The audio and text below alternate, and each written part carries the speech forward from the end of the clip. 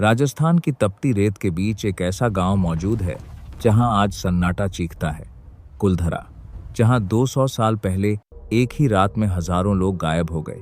न कोई शोर हुआ, न कोई खून बहा। बस सुबह हुई तो पूरा गांव खाली था। लेकिन वो लोग कहाँ गए? ये रहस्य आज भी वैज्ञानिकों की नींद उठा देता है। कहानी शुरू होती है 13वीं शताब्दी में।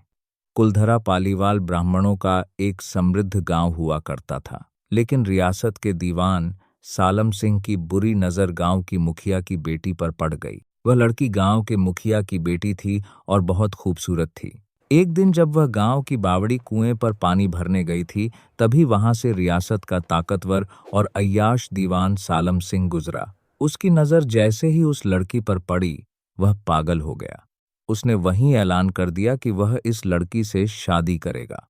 पालीवाल ब्राह्मणों के लिए यह बहुत बड़ी बेइज्जती थी, क्योंकि सालम सिंह अपनी क्रूरता के लिए कुख्यात था।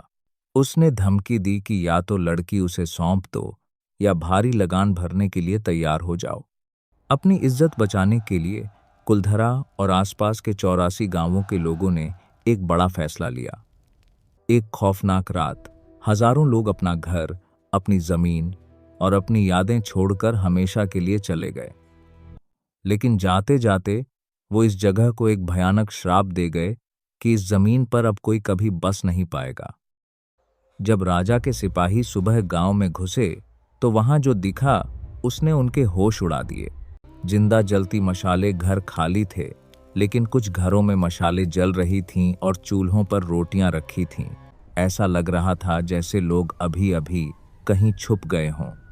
पूरा गांव बिल्कुल शांत था। सिपाहियों ने जब घरों से सोना लूटने की कोशिश की तो कई सिपाही अचानक बीमार पड़ गए या पागल हो गए। डर के मारे पूरी सेना वहां से भाग खड़ी हुई। राजा ने बाद में दूसरे लोगों को वहां बसाने की कोशिश की, लेकिन जो भी वहां रात को रुकता वो सुबह तक लाश बन जाता या गायब हो जाता। धीरे धीरे लोगों ने उस तरफ देखना भी बंद कर दिया। लोगों का मानना है कि सालिम सिंह की मौत बहुत ही रहस्यमयी और दर्दनाक थी। उसे एक ऐसी बीमारी ने जकड़ा जिसका इलाज हकीमों के पास भी नहीं था। उसका शरीर सड़ने लगा था। आज भी जैसलमेर में सालिम सिंह की हवेली मौजूद है, लेकिन कहते हैं कि उसकी रूह आज भी कुलधरा के उन सूने रास्तों पर भटकती है, उस लड़की को ढूंढने के लिए जिसकी वजह से उसने पूरा वंश तबाह कर दिया। आज 200 साल बीत चुके हैं, लेकिन वो श्राप आज भी जिंदा है। जिसने भी यहाँ रात बिताने की कोशिश की, वो कभी सामान्य नहीं रहा।